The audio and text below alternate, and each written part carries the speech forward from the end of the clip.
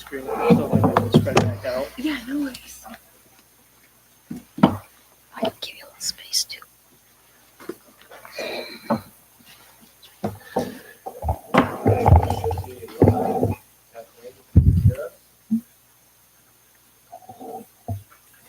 Maybe not.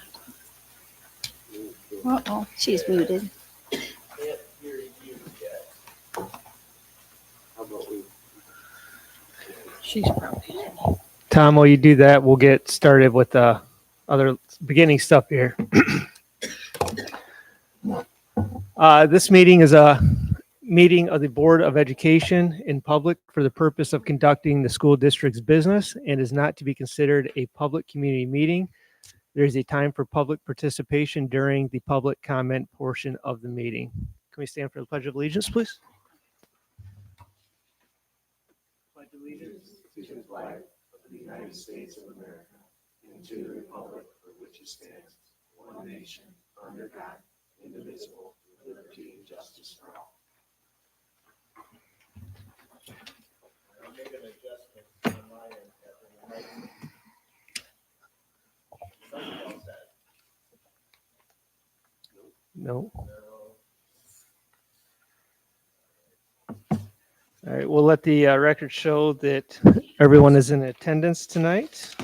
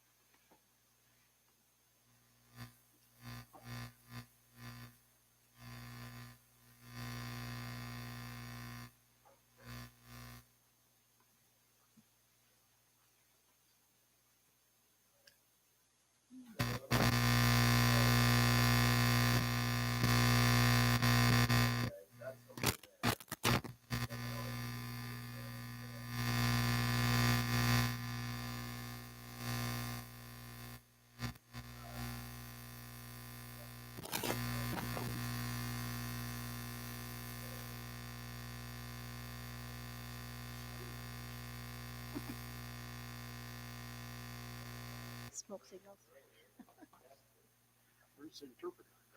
You have to send us to school first.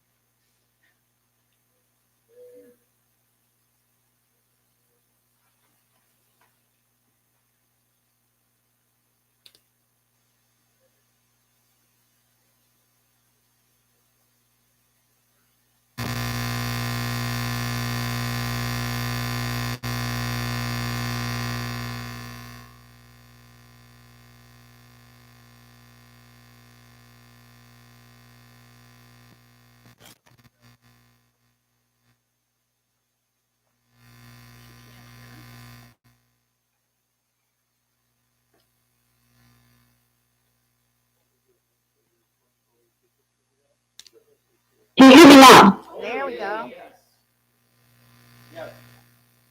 Did she hear us? She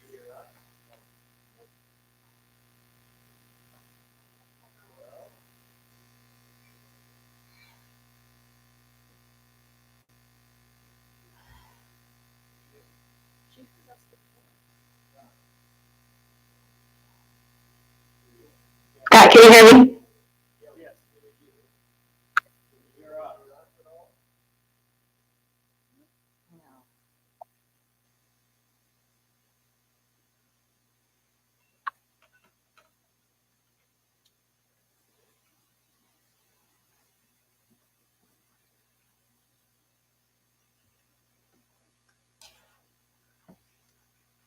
Yeah, I know. It's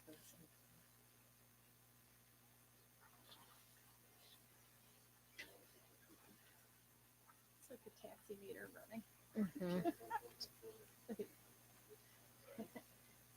You have reached the voicemail for Scott Leach. Oh, you can hear me now. Okay, fantastic. Now let's see if I can still hear you. Did anybody say anything? No, who was that? Okay. No.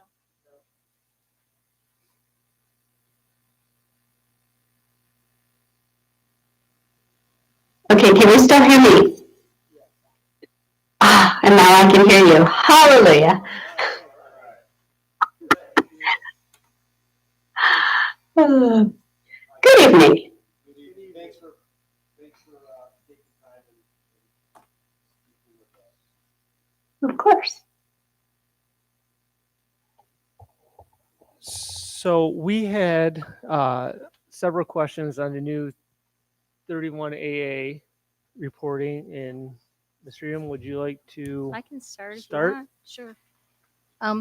My first question is, if our district remains opted in after December 30th, does the waiver in MCL 388.1631 AA 9 through 10 permanently strip every individual teacher, counselor, administrator, and board member of their personal Fifth Amendment, attorney-client, and work product privilege in any future mass casualty investigation, even privileges they would otherwise assert individually? Okay, I'm going to be honest, I could not hear all of that. So, I could hear that you were speaking and I could hear some of your words. It's not loud enough for me to hear it all. Let me try a different. So can you relate? Talk louder into this, right? Is she hearing tone? So let me try it again, and I'll speak towards that.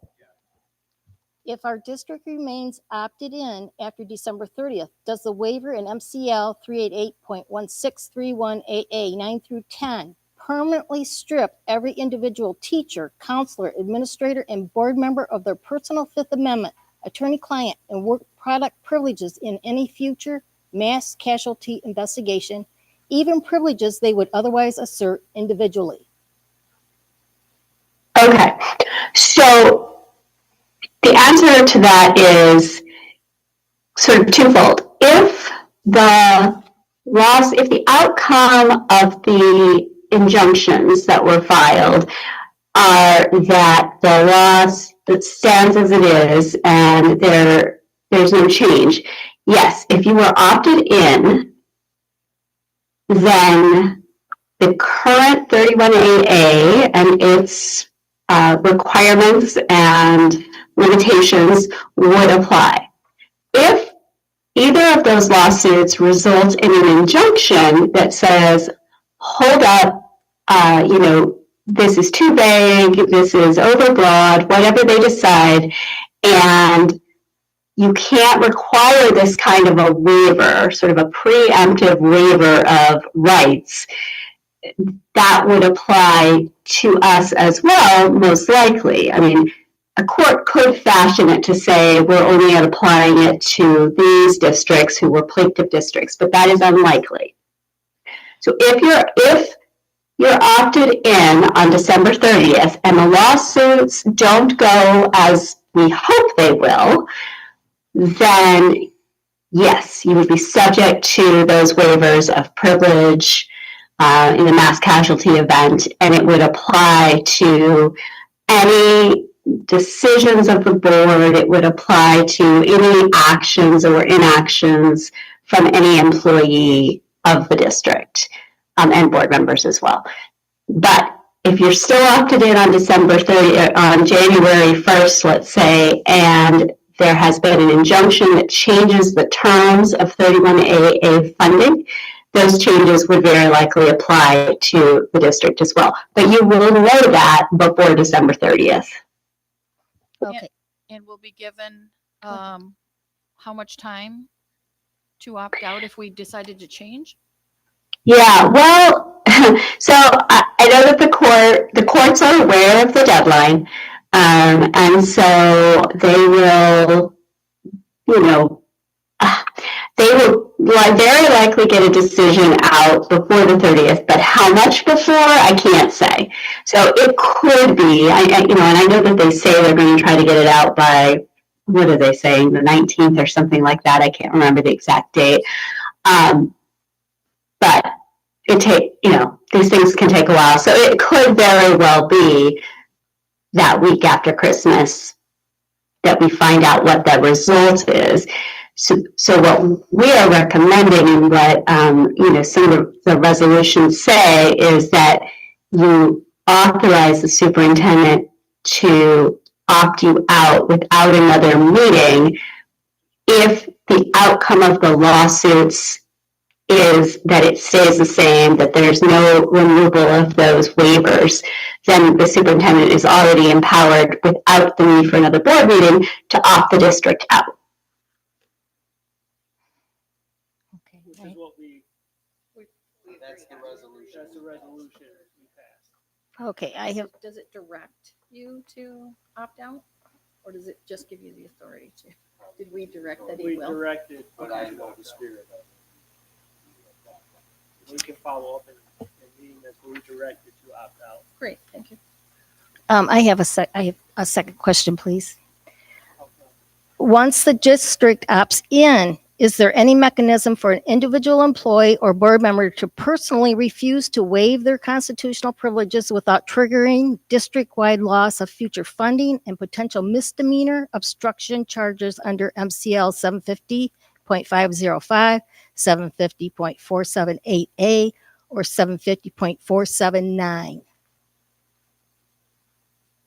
So I understand the question to be essentially, if the district takes the money, can an individual employee or board member essentially opt out and say, I don't agree to waive my rights? And the answer is no. Right now, no. If the district takes the money, then it's the district's privileges that would be waived. And if an employee or a board member is functioning in their capacity as a board member or an employee, that privilege belongs to the district, and the district has now waived it. Now, that's not to say that individual employees couldn't exercise their own, say, Fifth Amendment rights, but that would be post-incident versus any conversations, discussions, decisions, actions or inactions that occur before a mass casualty event. Okay, so there's no mechanism for an individual, say teacher or principal, to say, I personally refuse to waive my rights. No. Okay. Okay. Anybody else? I got a third question. Go ahead. The Michigan Department of Education has not released a specific opt-out form as required by the Court of Claims order. What is Troon's guidance on how districts should submit a timely opt-out by December 30th to ensure compliance and avoid any procedural traps? I didn't quite catch the gist of that one. I'm sorry. The MDE has not yet released a specific opt-out form as required by the Court of Claims order. What is Troon's guidance on how districts should submit a timely opt-out by December 30th to ensure compliance and avoid any procedural traps? Gotcha. Okay. So if we don't get that, formal way to log in and opt out, we haven't, I suspect, or what my advice would be is you send an email, you send a letter, you get it on record, directed to MDE that you are opting out. They will have to honor that as long as they receive it by the 30th.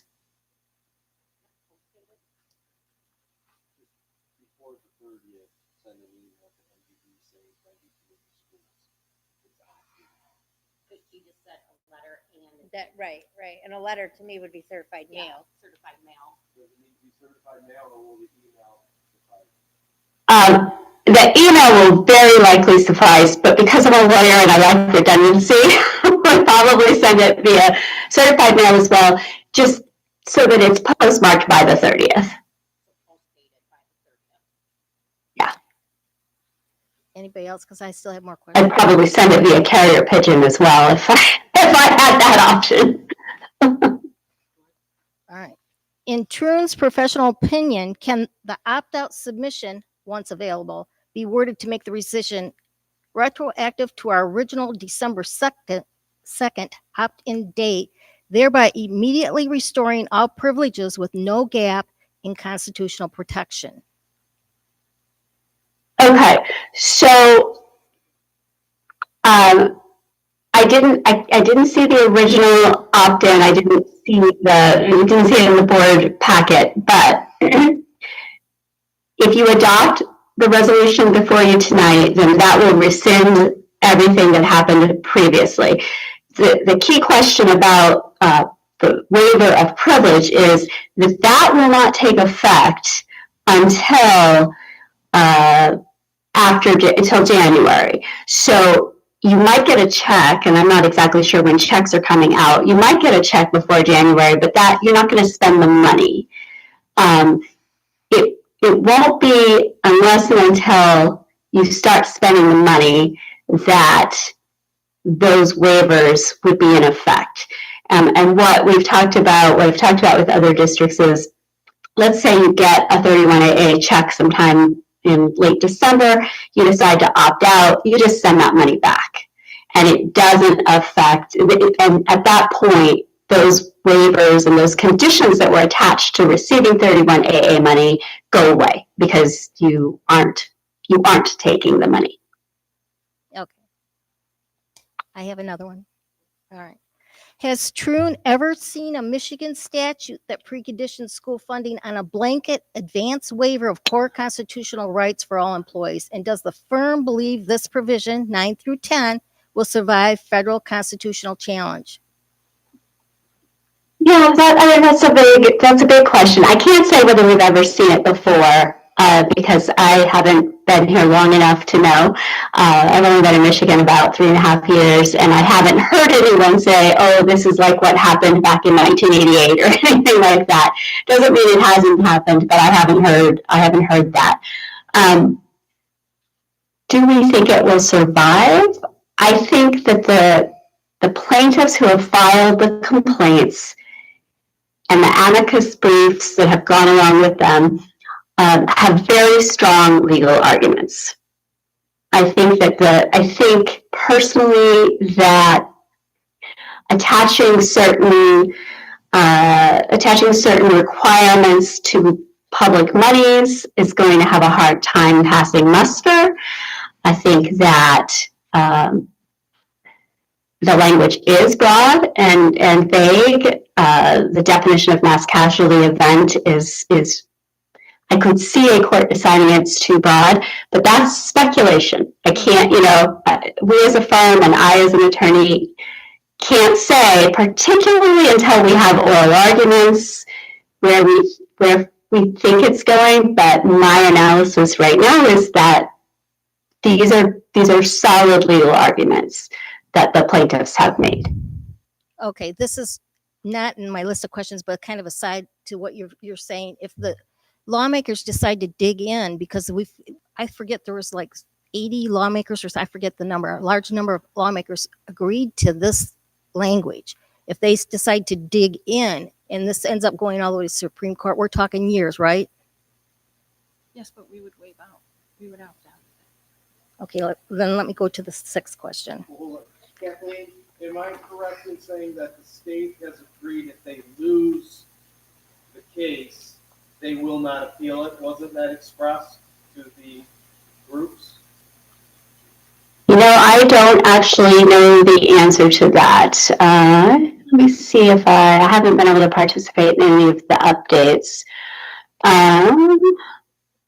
What I can say is that if they appeal it, one of two things will happen. Either the injunction will stand during the course of the appeal, or the money will be held and, during the course of it. So it wouldn't be, there wouldn't be a circumstance in which you, for a period of time, are subject to those waiver requirements if it then gets overturned. So if the trial court level says, yes, this injunction is in place, and MDE doesn't hold on the money, then you would very likely have another opportunity to opt out if an appellate court reversed that decision. Again, those things can be crafted in different ways, and I don't know about it'd be interesting to see. It's not very common to say we won't appeal, but that could be. I mean, I don't think MDE is all that fond of this either. So they very well might be willing to say, okay, legislature, figure it out, because you handed us a faulty law. Okay. My next question is, if we stay opted in and mass casualty event occurs years from now, could a prosecutor use the pre-signed waiver to argue that an employee has already consented to self-incrimination, eliminating their ability to remain silent? I couldn't make out the gist of that one. Let me repeat. If we stay opted in and a mass casualty event occurs years from now, could a prosecutor use the pre-signed waiver to argue that an employee has already consented to self-incrimination, eliminating their ability to remain silent? Okay. So the money itself will be, so the waiver is attached to the money, which is right now limited to very specific time periods. So let's say 5 years from now, there's a mass casualty event and there has been no continuation of funding with these conditions. The waivers wouldn't apply. If there's a mass casualty event, when we are receiving the 31AA monies under these conditions, whether the lawsuit took place 6 months from now or whether it took place 6 years from now, the waivers would apply. So there's a finite period of time in which the waiver will apply. There's a much broader period of time in which something that happens within that finite period of time winds up in a lawsuit. Does that make sense? Yes. Yes. Okay. Okay. Anybody else? Does Trune recommend that boards immediately and substantially increase E&O, D&O coverage limits, i.e. 25 to 50 million or higher, and obtain a specific rider for constitutional waiver exposure before spending the 31AA dollars? At this point, I would say, we haven't taken an official position on that question. I haven't been asked that question previously. Right now, the main insurance companies are saying they don't think it'll affect coverage. Insurance companies are their own beast and they take all coverage under a reservation of rights. So I think right now, as long as you have the December 30th opt-out option, that wouldn't be necessary. Now, if you decided that and there are districts who have decided they're going to take the money, whether these waivers are in place or not, they certainly would want to have a conversation with their insurance. I don't know if you could get that kind of coverage. I don't do insurance law and I don't work with insurance companies other than on specific cases. So I don't even know if you could get that kind of coverage. I think no matter what you do, if you want to put things in place beforehand, if an insurance company says, yeah, we give you coverage for that, but it's going to be X amount of money, and that X amount of money is more than you're getting from 31AA funds, then it wouldn't make sense to take the 31AA funds. Thank you. Okay, one more. Anybody else?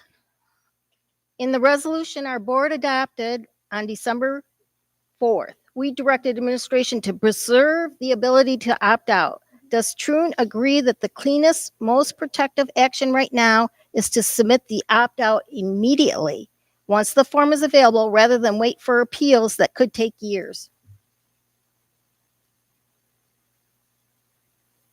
Our position right now is that because all the districts have the option to opt out by December 30th, is that you opt in to take the money because it's good money, Mhm. and then you opt back out if those waiver requirements haven't been affected and you've decided as a board that you don't want the money if those waiver requirements are in place. The problem with not doing it that way is if you, let's just say we don't get a decision up until, right before the 30th, hopefully we will get one sooner, but let's just say we don't, and you don't have time to then opt in, you have 100% lost the opportunity for those monies.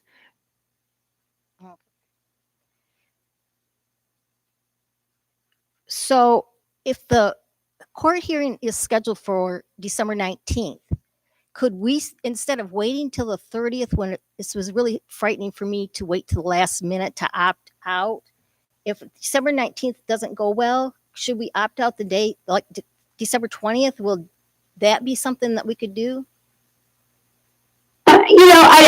It won't matter because this is a court-ordered date of December 30th. Now, I have had people ask, what if on December 30th, we've got so many people on the system, let's say we have a system and a way to do it at that point, that it crashes. My response is, again, you send an email. So, if you get a decision by December 19th and you've already discussed and adopted and the superintendent knows that the board wants to opt out if that waiver requirement hasn't been affected, changed, then I would say the superintendent would want to use his discretion, but probably would not wait until the 30th to do it.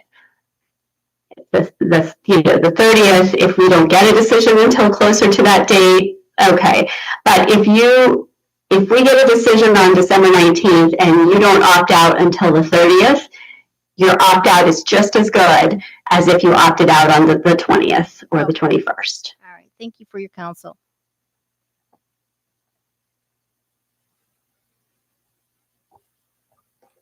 Any other questions? Next one, have one. Is it a possibility the judge may go, oh, this is more complex than I thought, and he pushes the deadline out so he can make a decision with more information? And how should we handle that? Like if they say now January 15th, then we trust the court orders and 15th is how we do that. Yeah, good question. So the 30th, essentially the parties negotiated that and went and the court said, yes, that's, I will put my stamp of approval on that. So if they're petitions for preliminary injunctions or for temporary injunctions, those have to be decided quickly. If by chance the court couldn't, let's say, here's oral argument and says, I can't have an order out by the 29th so that people have time to opt out, we'll have to see because ideally what would happen is the parties would agree to extend the opt-out deadline. Alternatively, the court could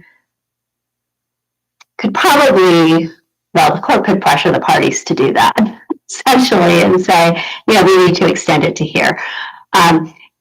Short of that, let's just say we didn't have a decision, we haven't heard anything, there hasn't been an order or a stipulation with the judge's signature to move the deadline, then we want to opt out by the 30th.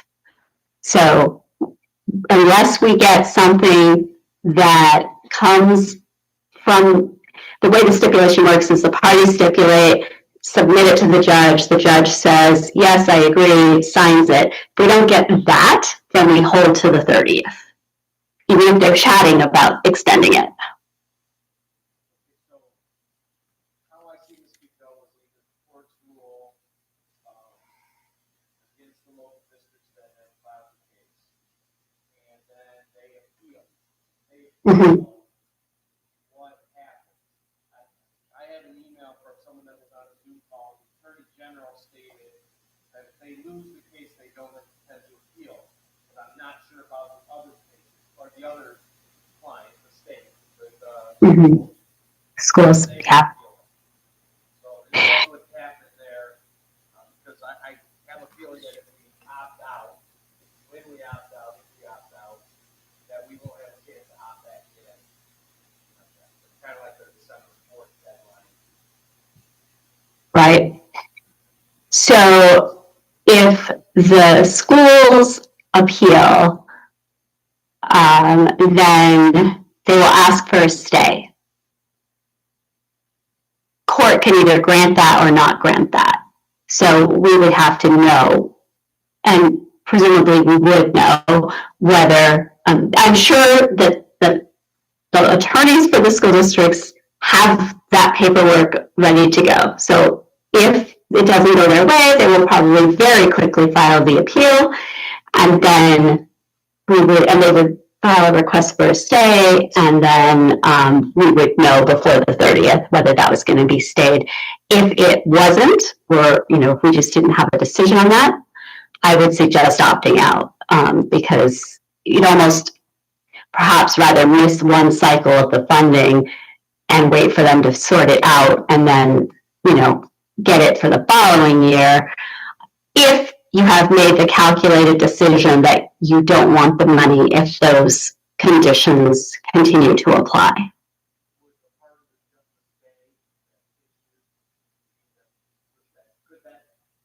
Could part of the stay be to push the deadline opt out further? Yeah. Guidance that will be very clear.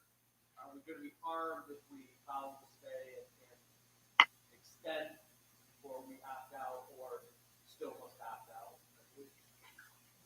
If the opt-out date shifts by court order, you'll be fine. The key, I think, will be that you won't start using the money this year, most likely, right? I mean, it's money for next year. So during the period of this, even if you're getting money, you just don't use it, because then you can always give it back. and then as long as you have opted out by whatever deadline court has set, you'll be fine. Now, if we get all the way into next school year before this is resolved, we'll have to have another conversation, because that's when you'd start using the money.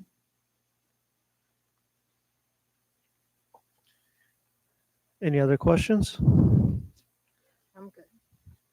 Okay. Thank you very much for your time tonight. We appreciate it. Thank you. You too. Bye-bye. Thank you. So we can add a discussion at the end for 31AA if we Okay. want to talk about this more, but we'll continue on with the rest of That the sounds good. meeting for now. So we'll move on to administration reports. Ms. Love, elementary.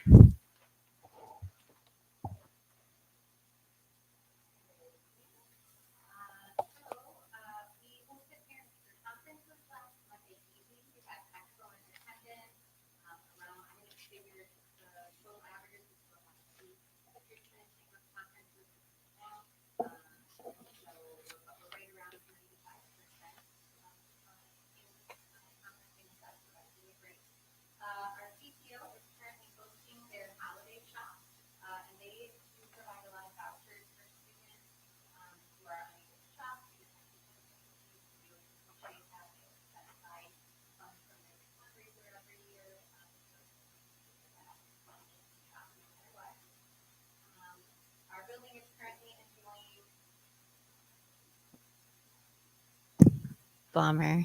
We're currently enjoying holiday spirit days from now until break, with fun things like holiday headgear day, flannel day, winter white day, etc. We also have a staff secret Santa exchange going on that one of the members of our staff is organizing. And Monday we're having a staff cookie exchange, which I'm personally really looking forward to.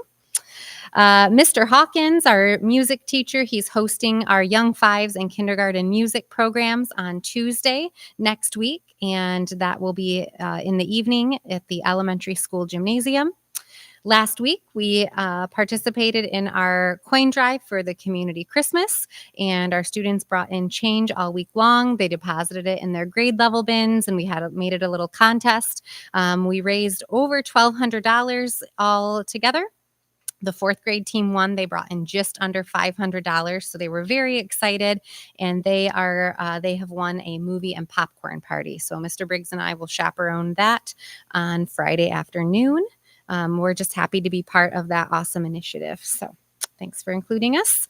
And our teachers are continuing to work through their professional learning days and PLC meetings as they focus on our ELA and math instruction and data. They're doing an awesome job of that. Lots of collaboration happening and utilizing the coaches from the ISD. And then lastly, we have a Viking advisory team meeting this Thursday, the 11th at 4:45. It'll be in my office.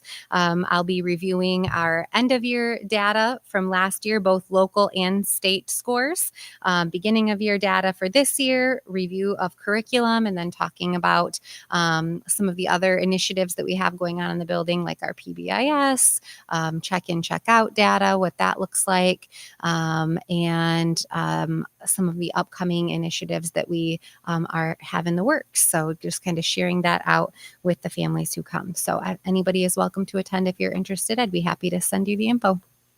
And I'm actually, if you don't have questions, I'm going to skate out because my son has a basketball game tonight in Clinton. So any questions? Any questions? Nope. Thank you very much. Awesome. Thanks, guys. Okay, we'll move on to middle school. We'll go backwards today.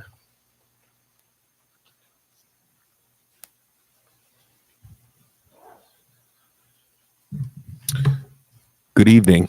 Ow, shocked me. Sorry. Is it working? Yeah. All right. Good evening. So last Friday, just a few days ago, we had a very successful snowball dance. Our 7th and 8th graders showed up. We had a DJ this year that really kind of gave it an extra element, and the kids just really enjoyed it. And it was DJ Carl, who I know is a very known name here in Dundee. So he did a great job for us. Last week was also our winter choir concert. That was a huge success. Grades 6 through 8 all performed. And again, just our choirs never cease to amaze me. They're just awesome middle school choirs for sure.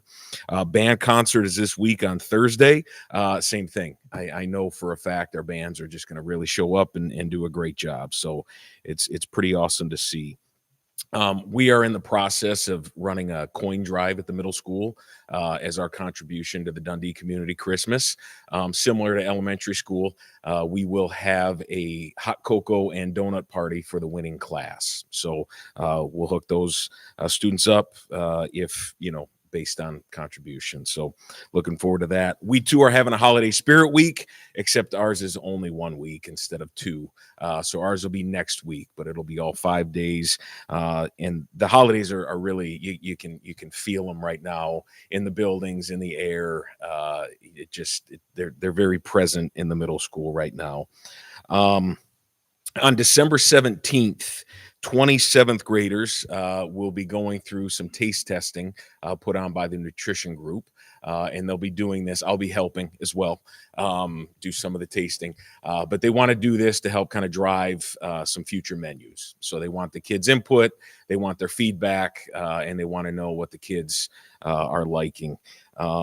And then let's see what else. Oh, staff meeting tomorrow. We're going to continue our work in our school improvement groups. We're developing our curriculum maps currently, which we hope to be able to post to the website in the near future, as well as some time to work in some other groups there as well. So that's all I have at the moment. If you have any questions for me. It's at the high school in the cafetorium Thursday. So that's grades 5 through 8 for band. Yep. All right. Thanks.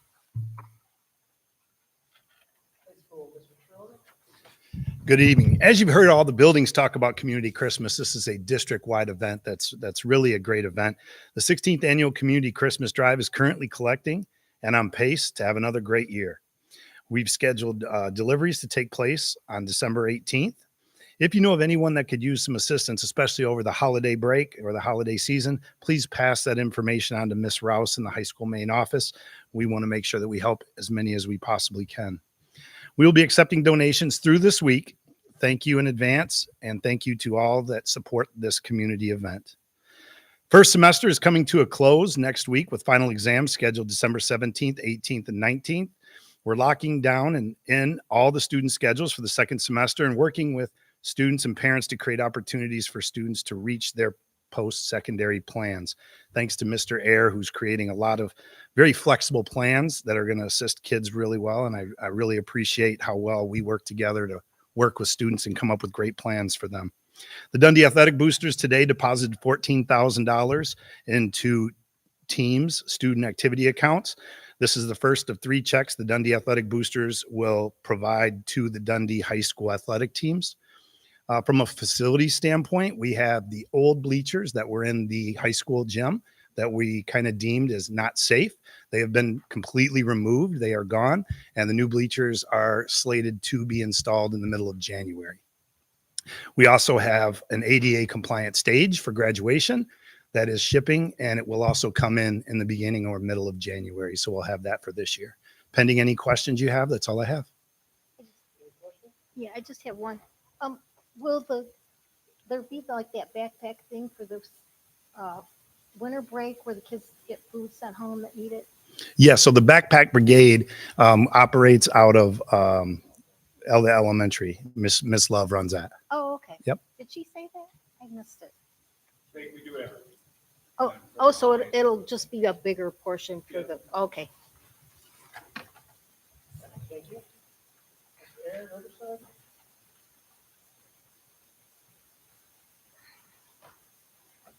And with the backpack brigade too, that is all 3 schools. As I'm the McKinney-Vento rep, so I help find the homeless kids and get them to Rachel, our nurse, to get that going. So no worries on that. As we wrapped up our first trimester, we had a great number of kids get course completion, which is a big goal for us. 81% of our courses they earn credit for. December's full of events. These 3 weeks in between Thanksgiving and December fly by. This week, Monday, we started working at the holiday shop at the elementary school. So we take volunteers over that wrap gifts for the kids and have a great time. So that's really what our kids are excited about. Last Thursday, the 4th, we had Lincoln Tech come in to present to our kids about possible opportunities after high school. Unfortunately, on the snow day, we had Universal Technical Institute scheduled to come. So hopefully we can get them to come in after break.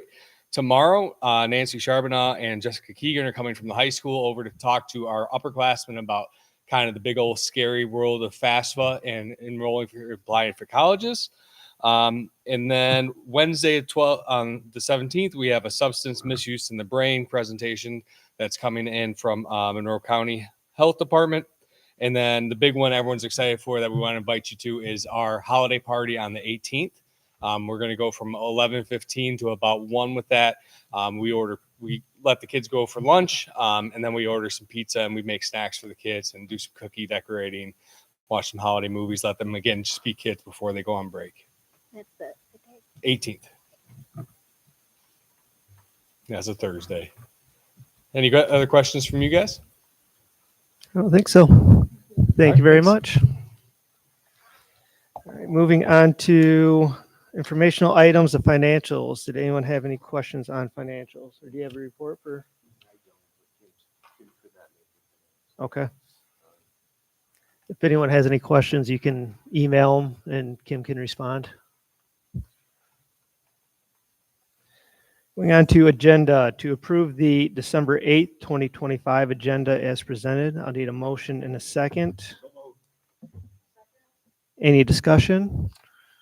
I've added to the agenda item I-31AA so we can discuss as a group at the end of the meeting. Yeah, after the superintendent evaluation.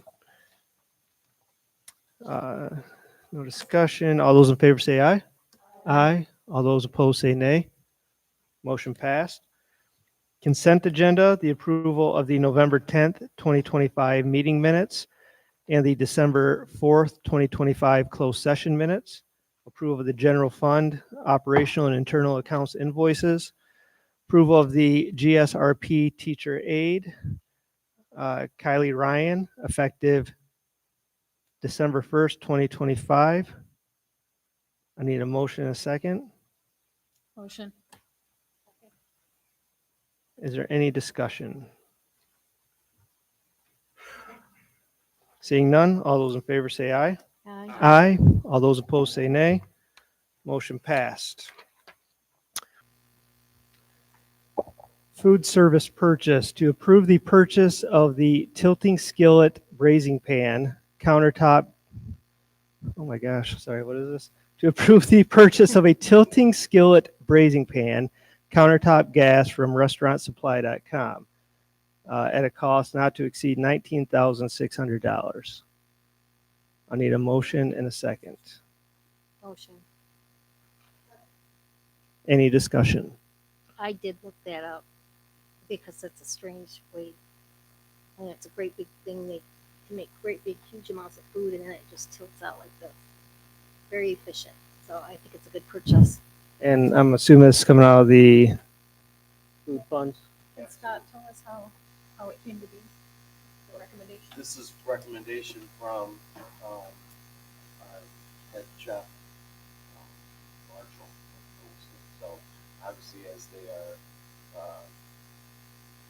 nutrition group is taking over, bringing on new menu items, as we do different types of equipment. And this was this equipment that we identified and needed to talk about to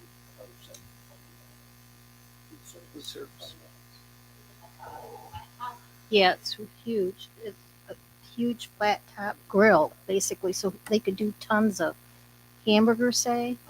And then it would just, it's makes very efficient, very, saves time, the whole thing, from what my research said. Any further discussion? Seeing none, all those in favor say aye. Aye. All those opposed say nay. Motion passed. Wellness policy. To approve the updated wellness policy as presented. I need a motion and a second. Any discussion?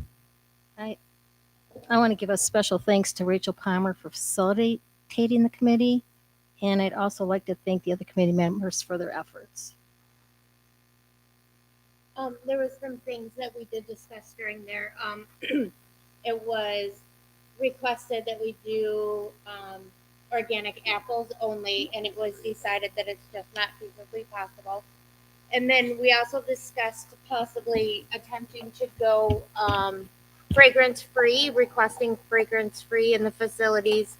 And it was decided that it's just not possible to maintain that type of policy. I work in healthcare and we have that policy. And from my personal experience, between patients, families, vendors, it's just not possible. So as a group, as a whole, it was determined that a fragrance-free policy was not feasible at this time. Thank you very much. Any other discussion, comments, questions? Okay, seeing none, all those in favor say aye. Aye. All those opposed say nay. Motion passed. High school cafeteria stage curtain replacement. To approve the purchase of new curtains for the high school cafeteria stage at a cost not to exceed $8,300. I need a motion and a second. Second. Any discussion? I have a, Go ahead, Carol. all right. Did we consider replacing the elementary school all-purpose room curtains and their gymnasium curtains are a mess, and also the middle school cafeteria curtains at the same time? Maybe we'd get a better price if we did everything at once. It'd be nice for the elementary school and middle school to have full use of their facilities and provide an authentic performing arts experience with stage curtains in those rooms. Didn't at one time David get a quote on? And this was peeled off and broken off.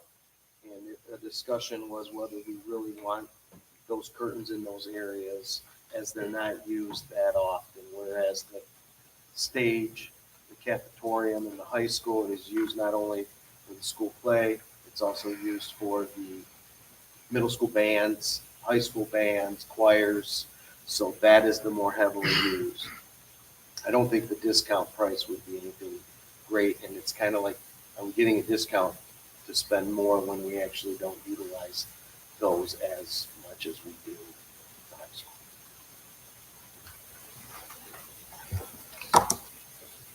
I'm just curious of, these are like, it's, the other place is double the cost. So, Quality wise. yes, quality. Are we getting like I flimsy asked that curtains? question and he said, yes, they're curtains that, they're not the heavy duty ones that go in the front and go back and forth. You know, those are typically heavier. They're the ones that go in the back area that create a dark, and it's just a curtain. I asked the same thing and he said it wasn't, you know, that it's not the heavy duty one that I was thinking of. But the $16,000 one is the heavy duty one? No, I guess they're just curtains. They are just literally black. You couldn't compare. So the quality between the 16 and the 8,000 is the same? I can't say for sure. Oh. That could explain it, but And on I the was just thinking maybe one is sheer and one is cotton, you know, kind of that kind of, because there's such a big price difference. And we don't want something. and we can go back. Get the and we kids can to- ask Did- for samples Did the request come from facilities or from Ms. Yetta or? from facilities. I mean, Oh. we'd identified it as a need, and at the, I can't remember what he got, I think it was NHS, I was like, we need to get these done, because if they're doing something to it, and then it was the facilities, but I could go back to this Yetta. Probably Megan too. She uses it a lot for drama. Yeah, and I mean, we could just say, what does it cost to, and I can confirm that too, that is it the exact same quality of the ones that are current here in terms of weight? I guess there's, Right, just, because I've just seen the kids, they're rough. Not intentionally by no means, but I well, just these don't are want 20-something something. years old, they've Yeah. done their job, and they're slowly tearing, I mean, that does happen. I Can just we think it's approve it and double. then run it by We could, Ms. and Yetta see, just to see that? we could expedite it, and if I get the wrong answer, that they are different, then we can come back, I mean, because I'm not here just to save money in terms of that, I'm here to make a wise purchase, so. Just to see if they're adequate from the theater and band program. Yeah. Do that with the direction that we confirm that they're the same quality or better than the current. And did we run it past the band or whoever uses that room that that's what they want? I think everybody uses that stadium. Okay, that so like, stage. I mean, like the, NHS. so it'd be and- what Megan, all these people, did we run past the top users or whatever That that they pay? want. That's what he just said. No. Oh, you did? Not the quality side. Do they want the curtains replaced? No, Yes. and that this is what they would like if they have a choice. Maybe we shouldn't go ahead if they don't want black, maybe they want green. You know, they do the green screen and some things. I don't know. Well, I guess my thought is like NHS uses it for their banquets and who else? Senior, FFA, there's more than just the band Did we- and the It's did we- choir. traditional, a stage always has that black dropping, just so that like even when you have a school play, you're not noticing the brick wall. Yeah. It's a curtain to just, You're right. you know, give some dark But Yeah. for the band or theater, it might be a little more quality. important. So if we, I they can absolutely get a sample of the quality, confirm it's either the same, or did they want a higher one? If it is, we'll come back with the new price. reading the two quotes, it appears that the higher quote is including new hardware. Oh, And the it's other, same curtain? no, it says install new drapery and hardware per approved specifications. So they may be overscoped. If our intent was not to provide new hardware, then maybe you can ask them for a deduct to take the new hardware out and see where the price is. Also make sure that they may see a problem with that hardware. That's why they included it in their quote. Right. You know, But- they may have observed something that we wouldn't know as laypersons. So can we prove it contingent upon getting some answers? Sure. Making sure they're apples to apples and we have everything that we need? Sounds good to me. Is everyone good with that? Yep. Scott, good? Okay, all those in favor say aye. Aye. All those opposed say nay. Motion passed. Overnight travel request for winter athletics to approve the high school swim and dive team to stay overnight January 30th and 31st, 2026 for the MISCA meet, the MHSAA state finals, March 13th and 14th, 2026, and for the high school wrestling team overnight for the Carnahan Wrestling Invitational, December 20th, 2025, and the Brecksville Holiday Tournament, December 29th and 30th, 2026. I need a motion in a second.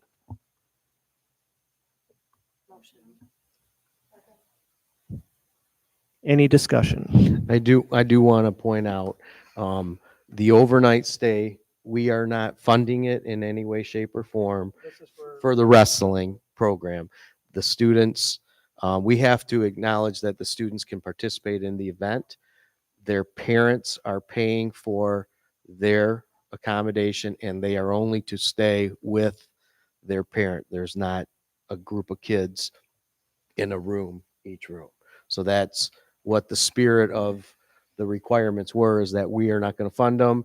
And if they do ever, want to have a hotel room, only their child can be in it. Is that an accurate statement, Brian? Yeah. Can I ask if the students finished the training, that anti-bullying training, that? We finished the first round of training, we've already completed community service. And those who sit out of events have been sitting out of events. So they are in line, and I really love what the coaches are doing. The student athletes have been really excited to see them get past this and be much better on the other side. Perfect, thank you. So these overnights will not have chaperones, they're actual parents one-to-one with their child. Yes. Okay. The only thing I just want to make sure on is there's a typo on the date, and I want to make sure we're good with that. Which date? Brecksville says 29th and 30th, 2026. It'd be 2025. 2025. Okay. Thank you, Crystal. Thank you, Crystal. We revise that to December 29th and 30th, 2025. Any other discussion? Seeing none, all those in favor say aye. Aye. All those opposed say nay. Motion passed. Aptgy Rooms District Wide Family Communication Suite. To approve the platform Aptgy Rooms at a prorated cost of $4,443.75 for January through June 2026. One-time development cost of $2,070 and an annual cost for July 2026, 2027 of $8,887.50 as presented. I'll need a motion in a second. Any discussion? Scott, could you please give a detailed account of what this is? And Tech Tom, you can help us out, please. Tom has a presentation he's going to show.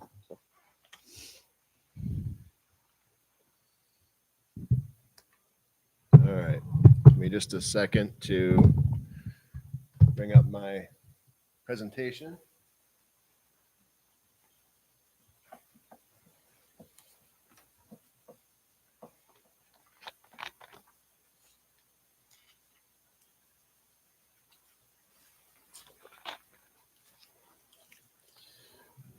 Okay. That's part of it there. But I'm going to start with this. So Aptgy is the company that hosts our website currently. So we are familiar with them as technology partners. And they reached out to us. It's been a couple of years since we originally talked about this, but they reached out to us about this other product that they have called Rooms, which is an all-inclusive communications platform.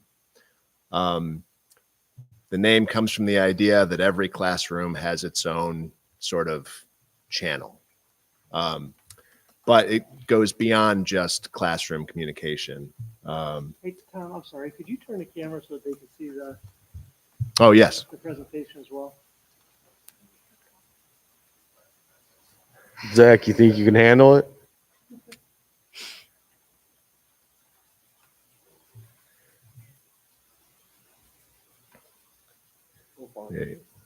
If you look at the computer screen, you'll see if you're on target there. Okay. Thank you. So we re-engaged conversations with them earlier this year to look at some new developments that they have with the platform, and see if it would be a good fit for us. As I said, we're already partnered with them. We have our very own DCS app in the App Store. You can see it there on the left. That's a quick screen capture of how it looks now.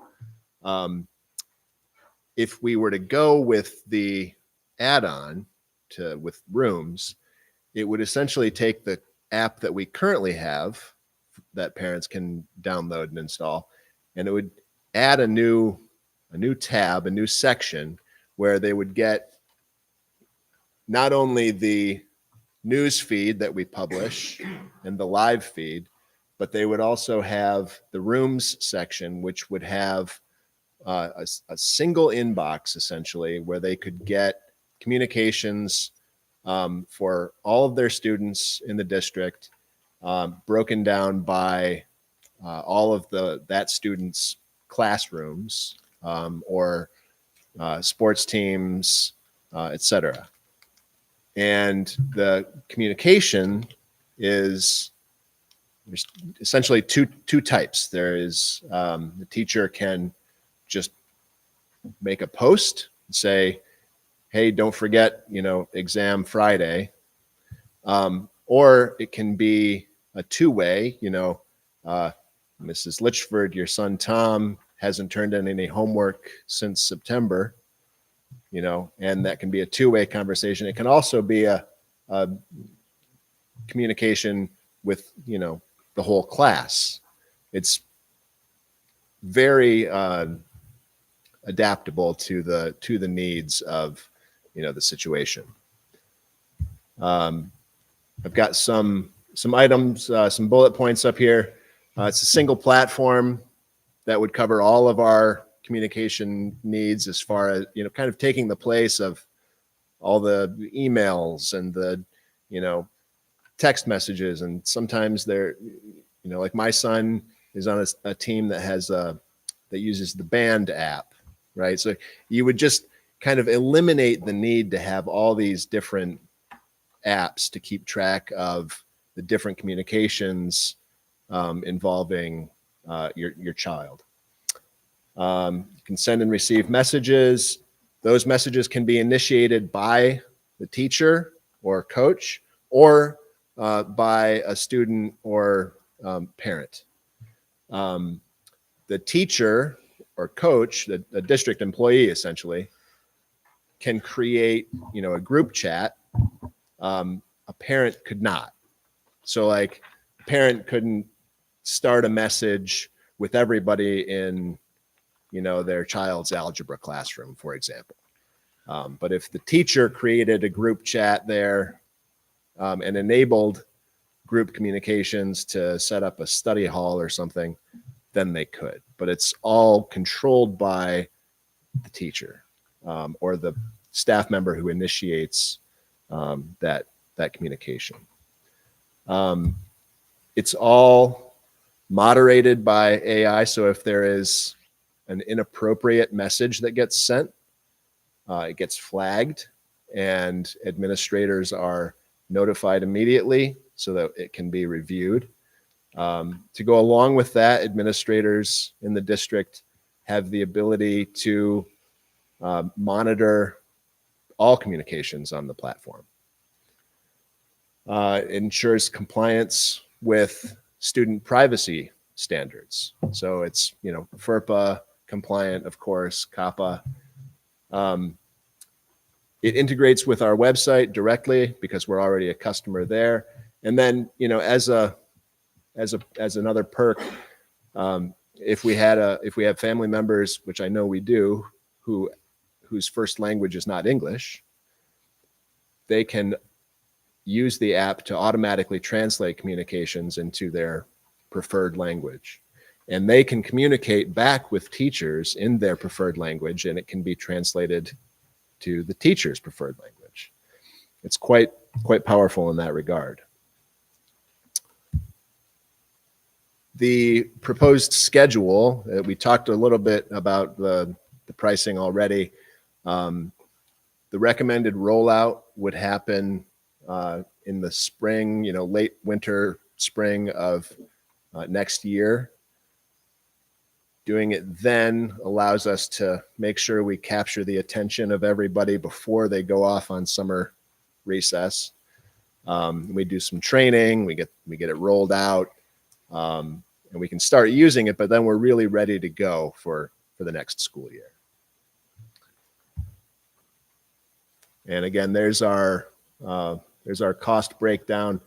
Prorated cost for the remainder of this school year going through June.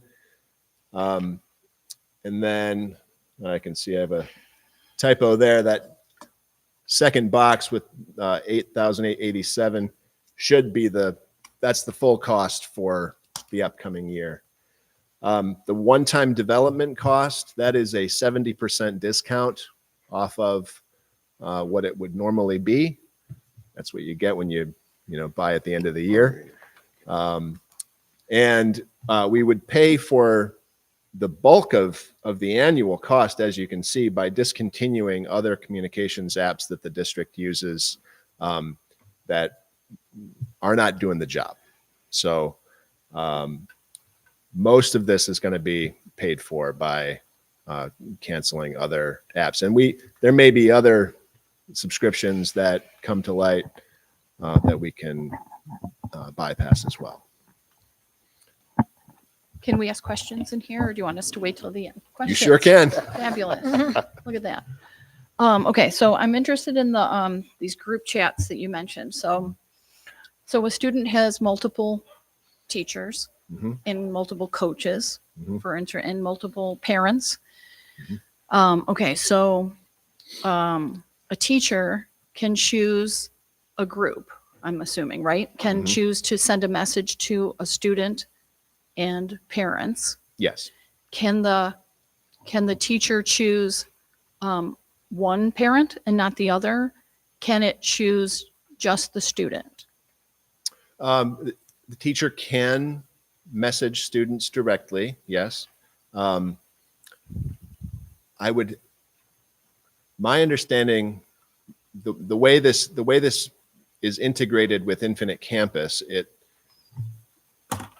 pulls in the students to the roster, and then Infinite Campus also shares the parent data. Typically, again, I'd have to verify this, but typically you don't get to kind of pick and choose. If you're messaging the parents, it's going to all the parents. Okay. So you think there's a category that, like guardian or parent or something? Yes. And it would go to all of the parents and guardians who have registered? Yeah, and it's based on the parents' preferences when they complete their registration in Infinite Campus. I'm sure you all know this. You go in and say, text me about this, call me about that. Okay, so there's different opt-ins, because there might be parents who don't agree on this, but each individual parent can opt in probably to receive. Okay. And then, so all of the students or all the teachers could initiate messages. Any other staff? Yes. Okay. Other staff as well can create groups. If you have, again, using, you could say chess club, right? The chess coach would kind of create their roster of students. and then could message the same way that a classroom teacher would. Okay, and then how is it monitored again? There's administrators? a centralized dashboard that administrators would have access to. They give us the ability, similar to how they do it with the website with what they call Thrill Share. It's very granular. I can say, okay, Mr. Leach, you're allowed to post to this web page, but no others. And so we would also have the ability to have, district-wide administrators who are able to oversee everything. And you can also break it down by building, so on and so forth. And I'm assuming there's no way to delete messages? Or No, I mean, they're saved Right. on the server. And do you know for how long? I don't know that. I would have to get that information. If a teacher messaged a student directly, would the parent of that student have access to that direct message as, as their guardian? I don't believe that it's automatic, similar to how the email works now. I mean, teachers are able to email students in their class, and parents aren't automatically notified or copied on that email. But they would have access to it if they requested it. Correct. But not through the app, though. If They'd have to. they would have to request it from the school. Yeah. Yes. Would it be the same as like checkbox, I want a phone call for snow delays? Is it a checkbox, I want access to the students' messages on this app? They only opt I into don't their know. communication if someone decides to communicate to the parent. They can't opt into the students. I was able to opt into email. Really? For your students' email I have it. You, I could look from the at it. school? Yes. I don't know if I opted in, but I requested access and I got access. So That was if- back in middle school and it stayed that way all the way up into the rest of high school. If I can clarify real quick, my understanding of sort of Tom's answer is that it's all recorded and kept and archived, and that it would be at the request of parent or whatever, that all information could be retrievable and reviewable. Up until 18. I'm assuming, Until age again, 18. he didn't know the answer of how long it'd be archived, but like right now, our Gmail is indefinitely right. I mean, archived, it's, so. when it comes to communications on district devices and district platforms, we keep it. We never delete. We don't delete email. We wouldn't delete these messages. So when we started talking about this, I was excited because it seemed like we could steer away from any potential use of personal cell phones to communicate with students. And so I'm assuming that the protocol would be that all communications from now on go through this, because there's a lot of students, my children included, that have coaches' cell phone numbers, text back and forth, hey, when's practice, this, that, the other. So now all communication would go through this, and we could veer away from using, coach's personal cell phone or teacher's personal cell phone. It would all go through this app. Yeah. Parents would know about the app, know that all communication goes through there. They could then, if there was something they wanted to request, they could then contact the school and request that if they weren't included in that messaging. And that really is the goal here, is to just simplify things and make it a uniform policy across the board. It simplifies things for parents, simplifies things for teachers, and it simplifies things for students as well. I know we don't pay to use Discord, but I know that that's the platform that is some use.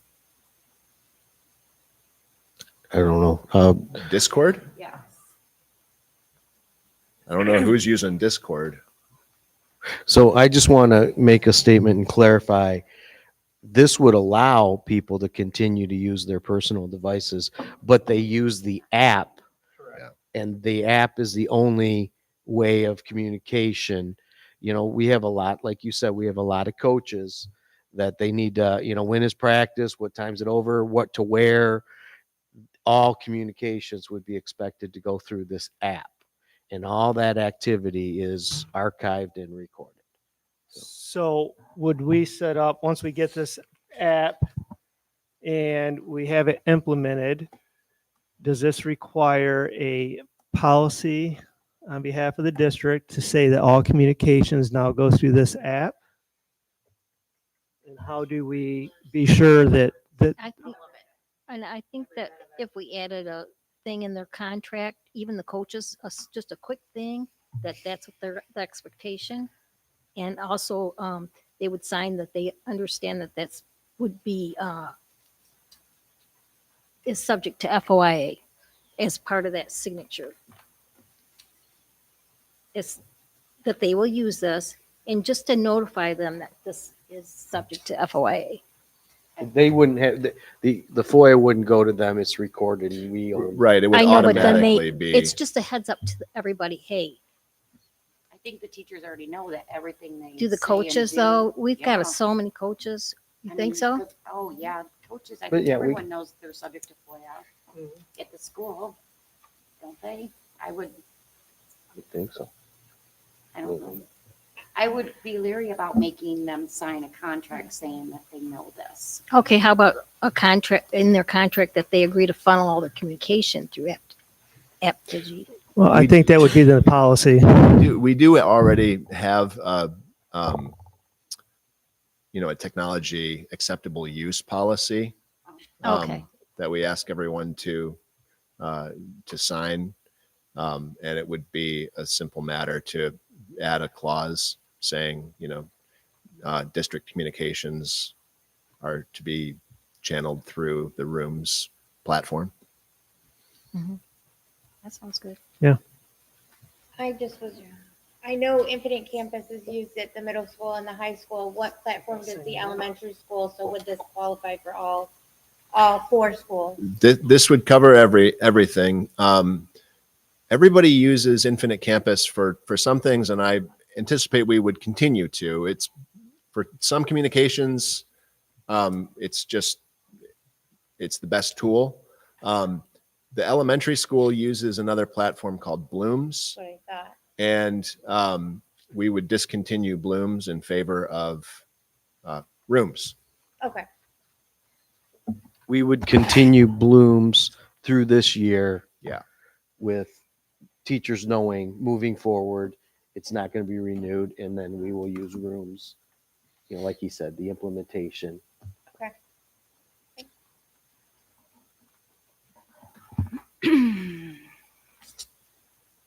So my concern is, I mean, this sounds good. This platform sounds good. My concern is if a student who already has a teacher's or a coach's cell phone number and reaches out with an emergency.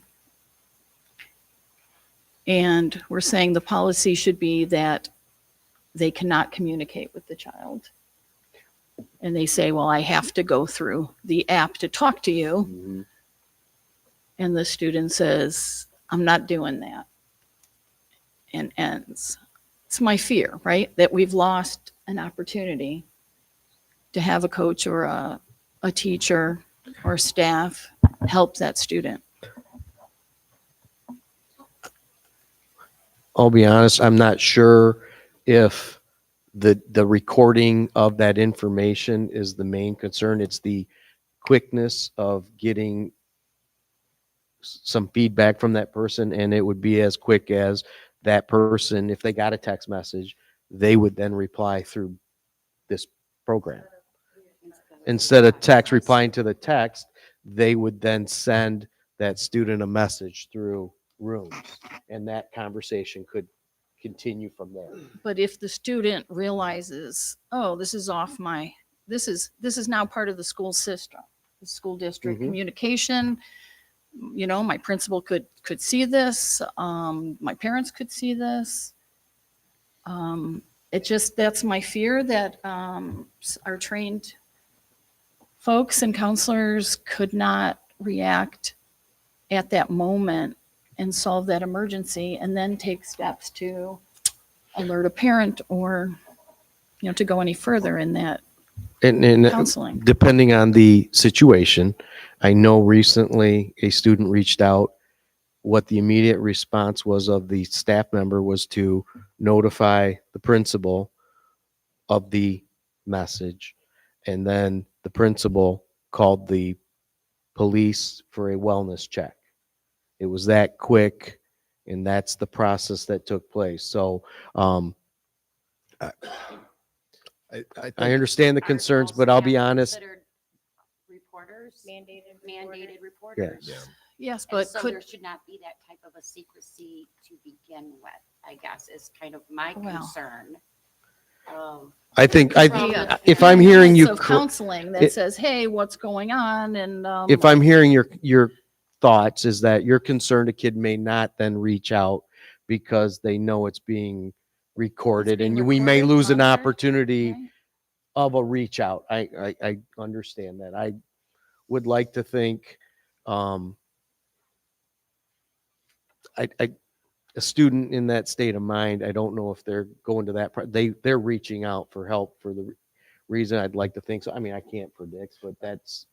I mean, if I can just speak to that briefly, the idea that there is a way for students to communicate with staff members, teachers, counselors that's like off the record is kind of an illusion anyway.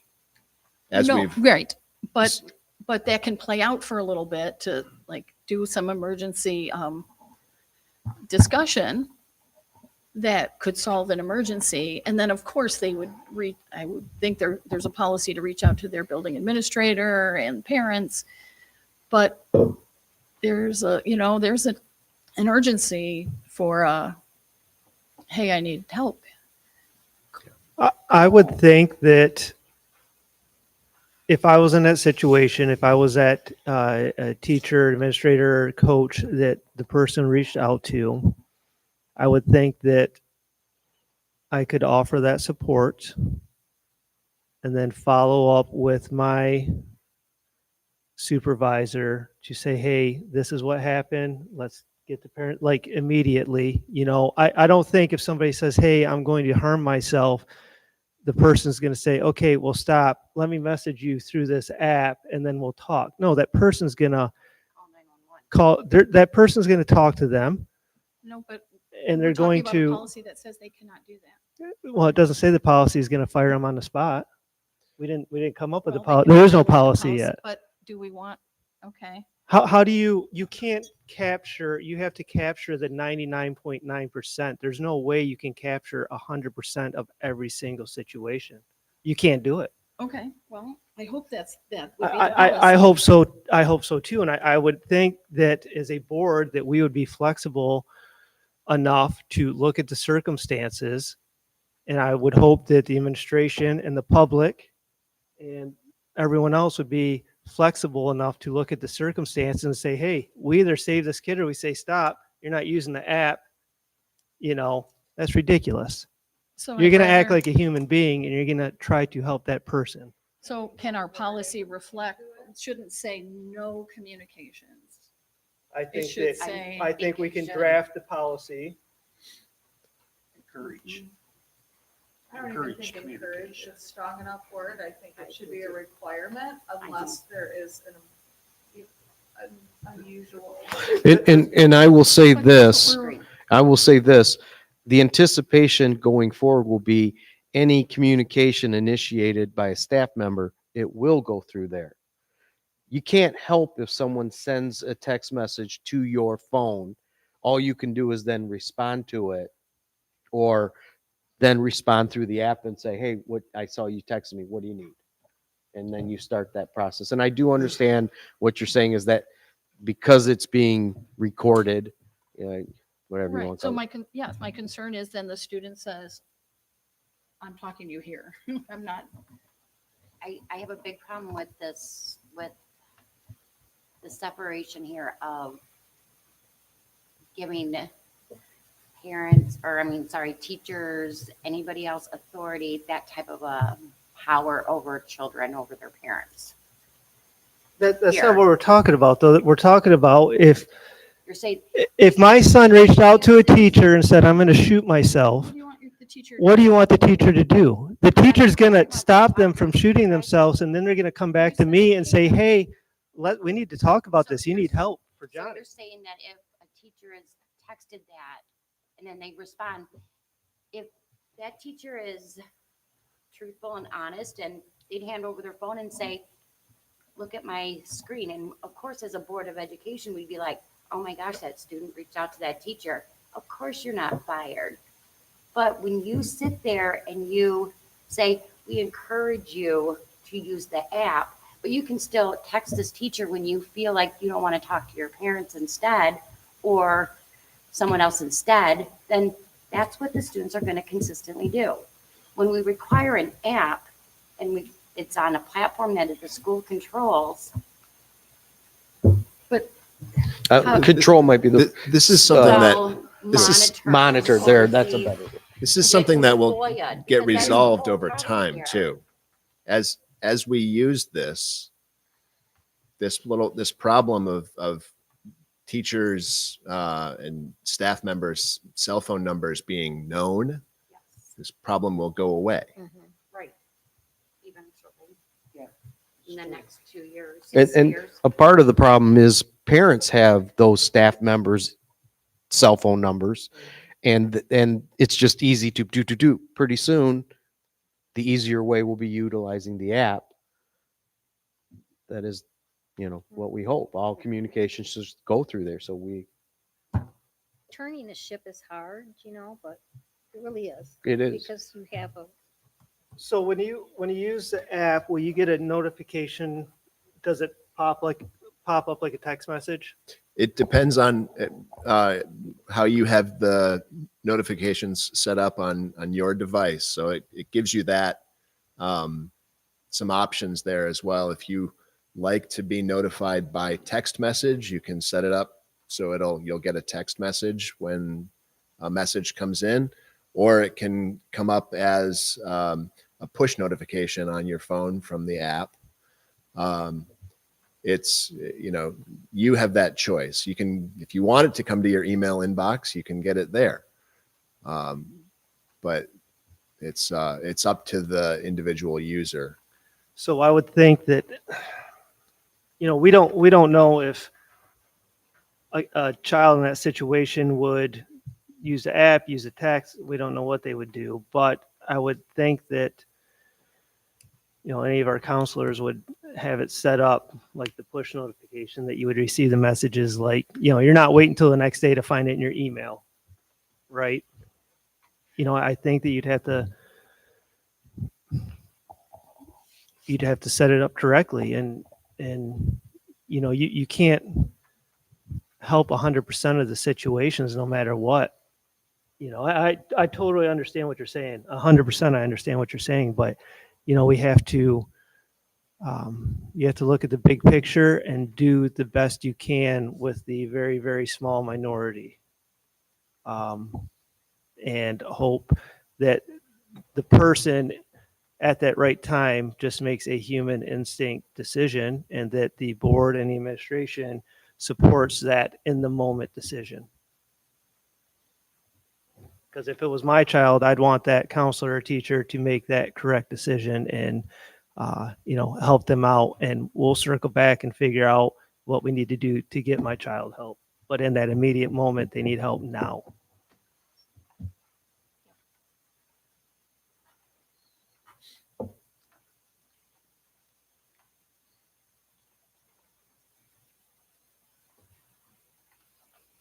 Any other discussion? Any other comments or questions for Tom?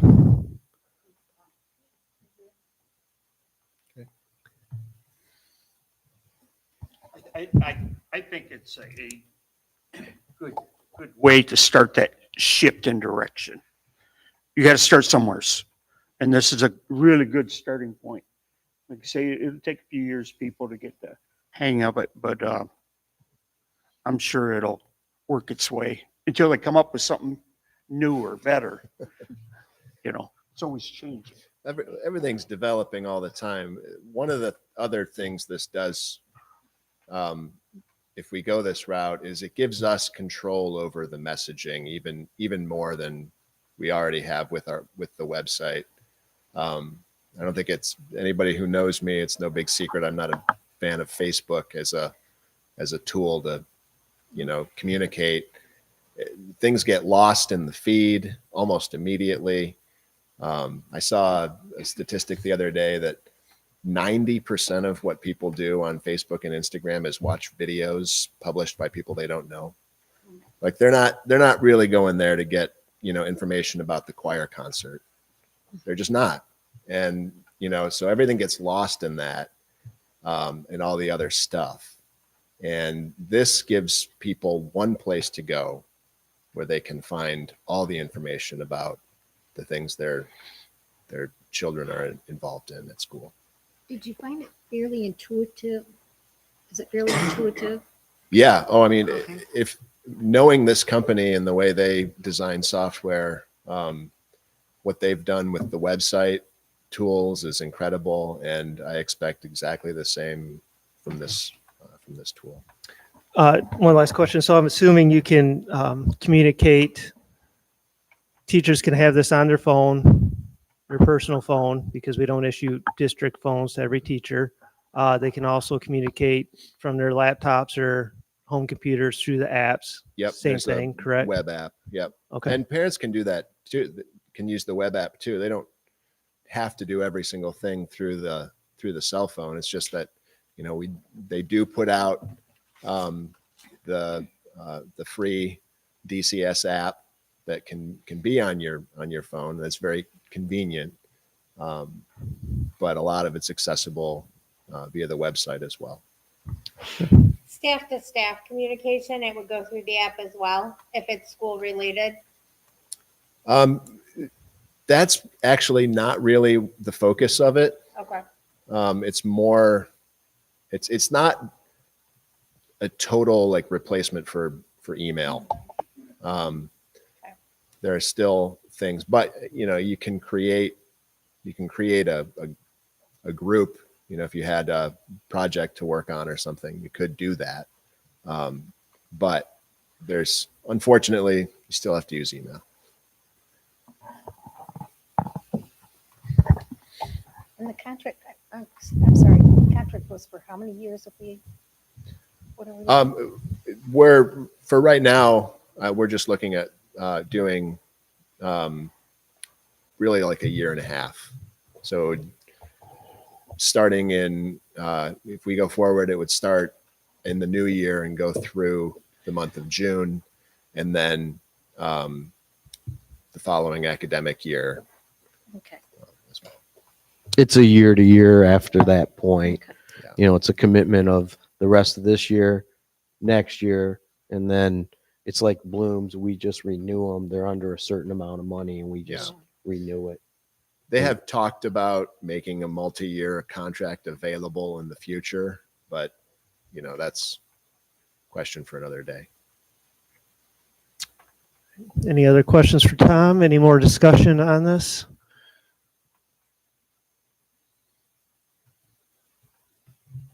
I think it's a lot better than personal cell phone numbers for 99.9% of the situations.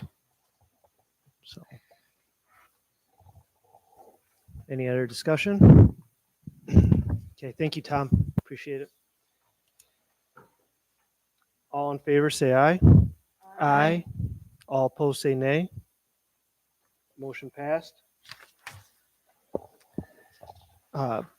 Policy updates. There was some information, some Scrambled. some wrong policies got pushed out for review that weren't supposed to be included in this, and we kind of revised revise the policy numbers that we're supposed to be in and not in.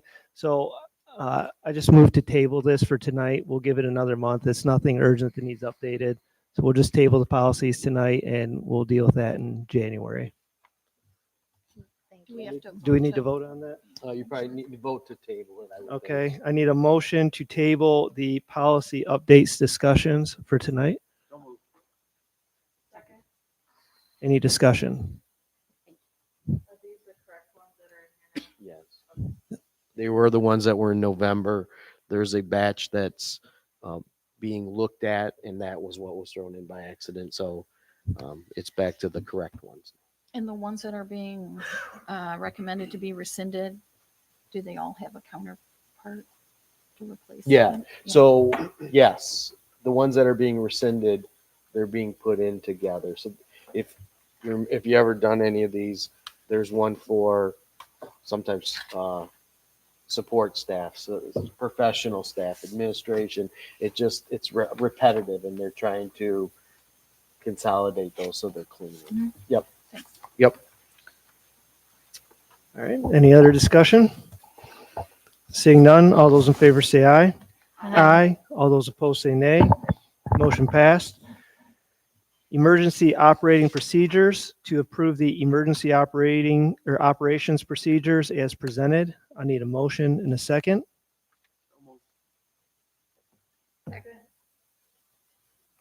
Any discussion? Is this biannual that we have to do this? You want to speak on it? So it's just a biannual review of our emergency operations plan. I have two copies there. Essentially, anytime we make a change, it has to go on the, I think it's like the third or fourth page. And all the changes that we made, we updated the maps for the new elementary school building. And then the rest was pretty much clerical issues of PD staff moving out of their office at the state level, I believe, and then some updated people that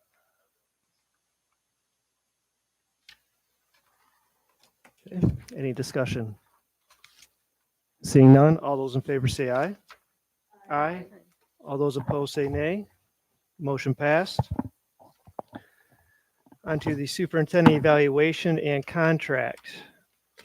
To approve the superintendent's evaluation as effective as determined in the December 4th, 2025 closed session, and to extend Mr. Leach's contract for 1 year, adjusting his contract through June 30th, 2030. I need a motion and a second. Second. Any discussion?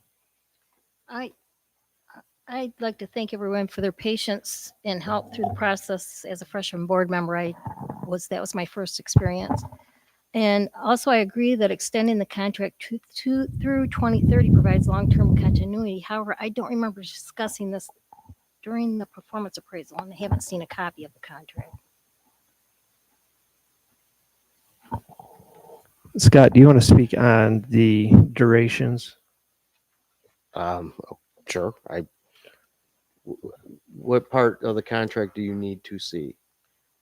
I just don't remember this being discussed. It's the way it's worded in the agenda item. It looks like we discussed it during your performance presentation. I just don't recall that. No, my It's just because of the like the review, isn't it? Wasn't it part of like your original hire, like you were hired and your contract was through this, and then based on your evaluation, we could bump it up. So I think it goes back to his original hire. yes, it goes to my original contract. Yeah. The contract states that by December 30th, the board has to vote on whether to extend my contract. I see. Okay. Yep. That's part of me being a freshman Yep. board member. I just didn't remember that being discussed, and so that's why I was asking. Thank you. This has to be done yearly at this time. So, yep. Any other discussion? Seeing none, all those in favor say aye. Aye. All those opposed say nay. Motion passed. And the added agenda item I-31AA. Motion to discuss? Yeah, just It's a motion to discuss debrief, maybe? debrief on 31AA. Can I get a motion in a second? All right, open to discussion. Yep, I'll start if you don't mind. I want to point out that we, on the second, Kim Warden actually went in and accepted or opted in, right? And then what I liked about this resolution D was it from Troon gave me direction as to how the court case, whatever happens in the court case, what I am expected to do. I appreciate that.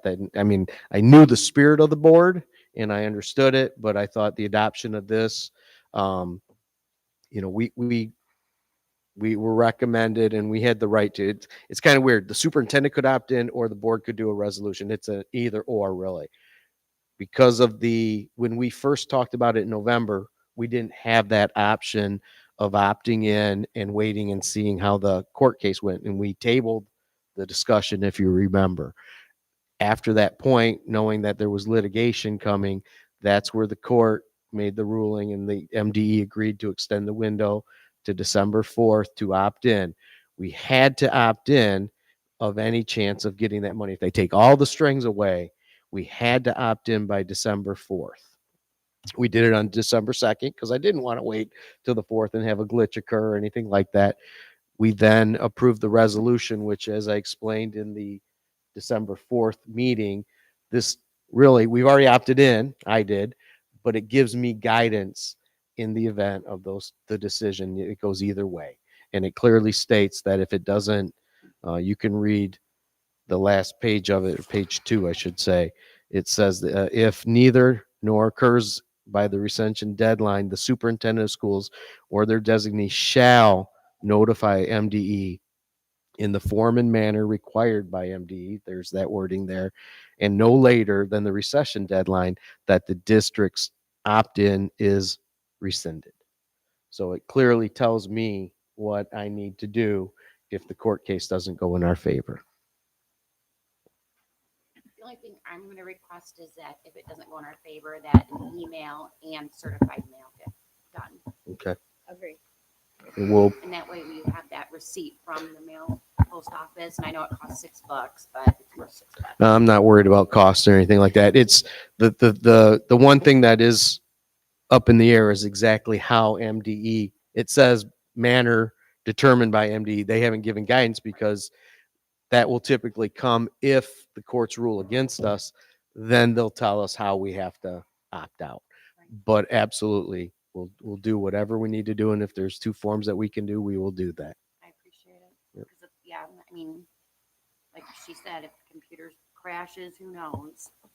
Tomorrow we'll probably make a letter that just says in preparation if the worst that Dundee community schools is opting out, by this date, and have it ready to go if we need to. And then of course the email too.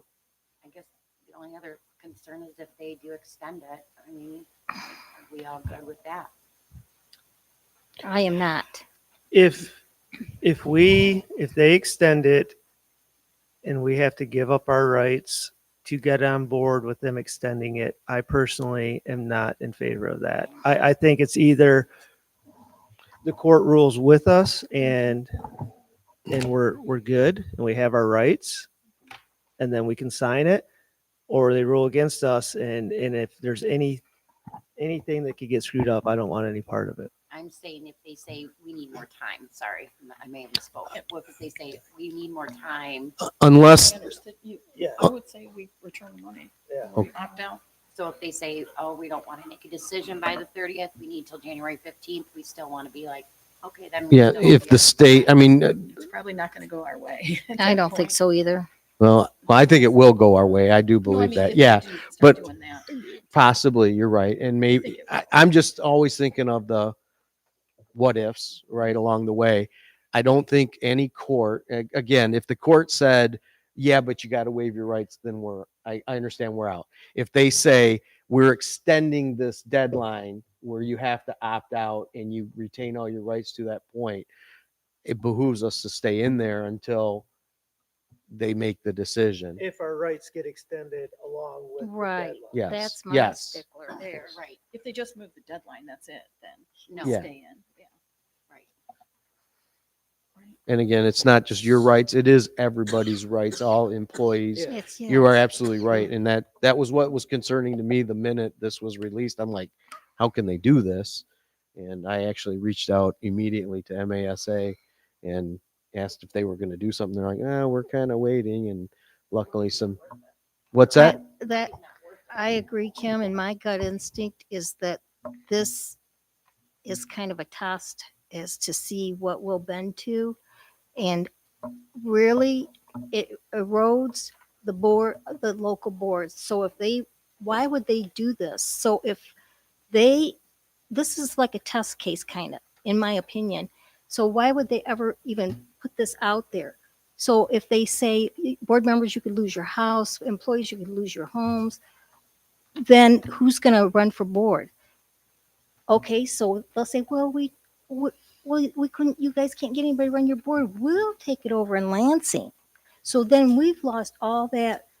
Seeing our neighbors at Kroger, I make a decision my neighbor doesn't like, he sees me out in the yard, or we'd see somebody in Kroger. We are right here, right with those people that we're making decisions for.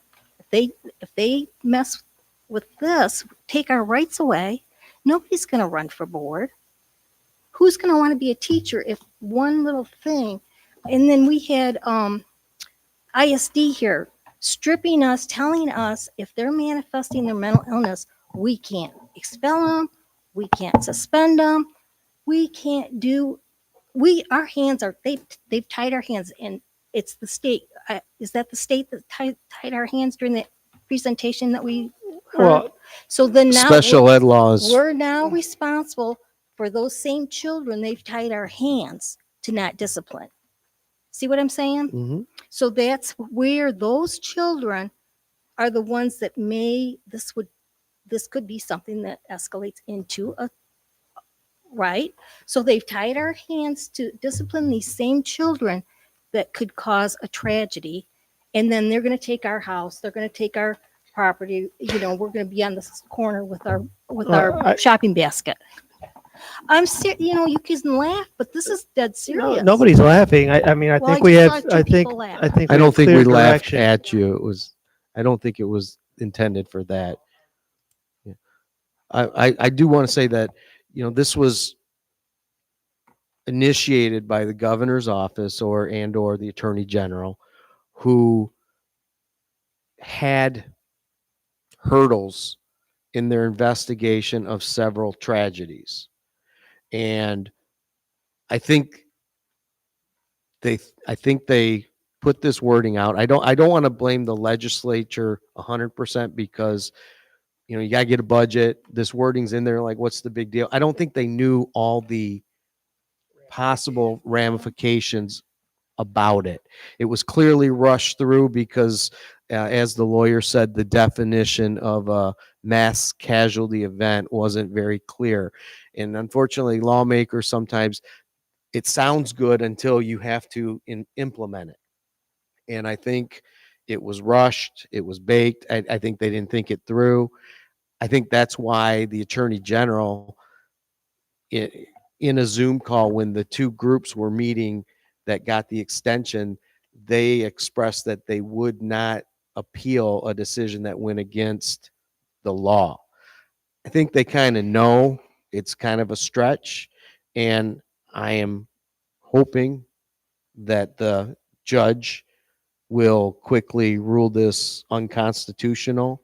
My first thing was, how can people give up their rights? Okay, I mean, and or how can I give up anyone's rights? Or how can the board give up Exactly. anyone's rights? And I don't understand. So I just don't see it And happening. you saw it very quickly.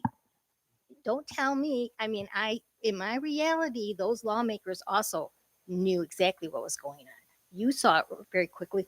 Tara, I remember her sharing a lot of concerns in November when we first brought it up. I heard her, I'll be very honest in my conversations with legislators, and I hope none are listening.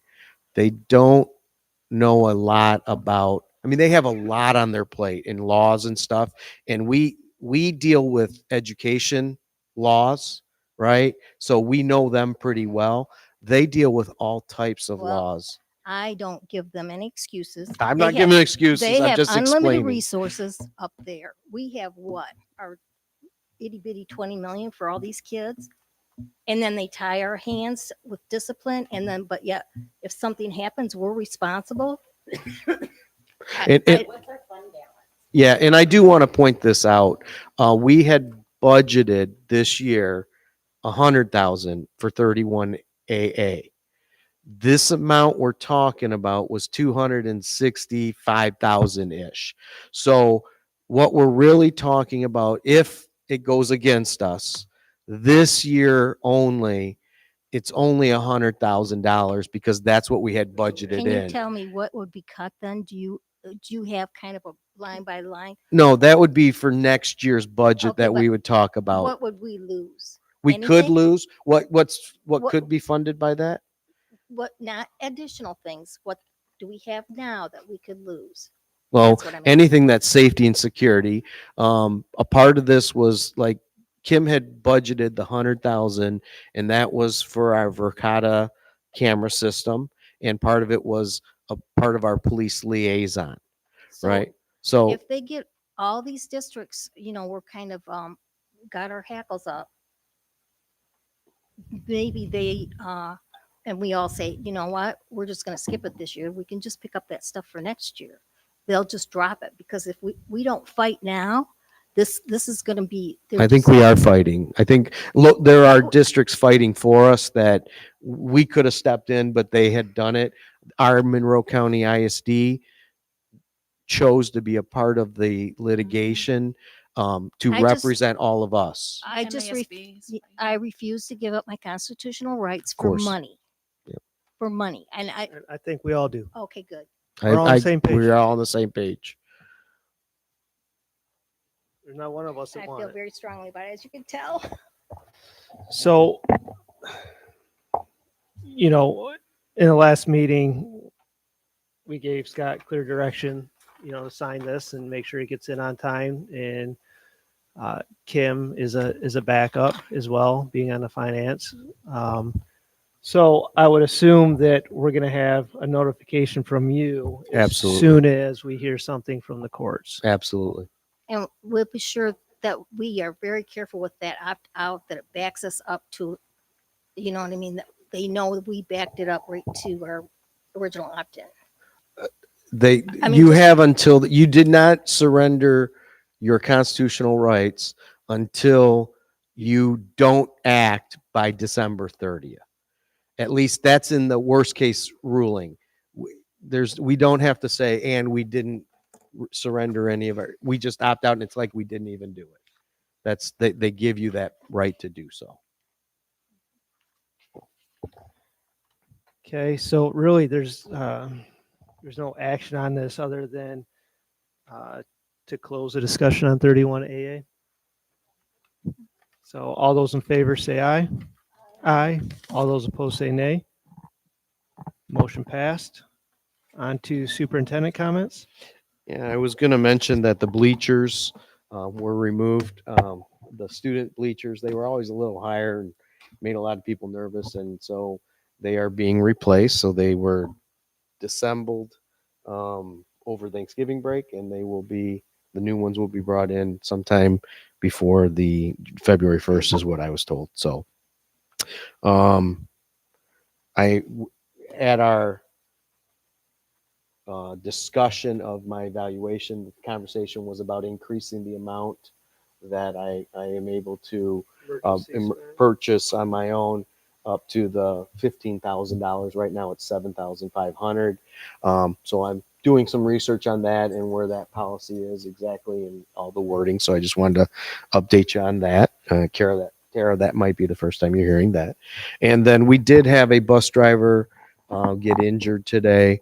I won't mention their name, but their bus stalled on their route, could not start it. So they went to put their triangles out and slipped and fell and have a concussion. So they're out through at least Monday. So as you all know, we are short bus drivers. So I'm anticipating probably almost every afternoon we'll have to do an auxiliary A run. Auxilio is sending someone in coming up here, but we have substitutes for the morning runs, but we don't have the substitutes for the PM run. They're all working doing something else. That that one's news to me, but that's probably true. So You need 2 feet to drive a bus? so that's all I have to say. Thank you for the input on the evaluation. I appreciate it. Appreciate the relationship I have with the board and board members. So thank you very much for allowing me to run this district. I appreciate it. Thank you. Board comments? Go ahead. Just as a thought, because we talked about overnights with athletes, I want to bring it, did we decide on a standardized chaperone agreement? Not that they need it because they're not chaperones or parents, but I thought we talked about that and we had thought about a standardized chaperone agreement.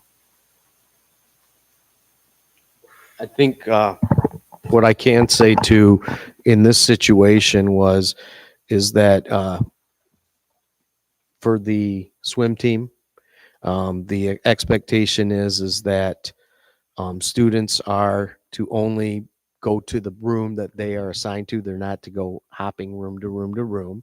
That was a part of the clear expectations. Anyone that is a chaperone. Oh, there's chaperones for that one. Because the way I understood it, there were no chaperones for any of these, that they were parents. No, That's for the wrestling. that's for the wrestling one. Swim and dive is different.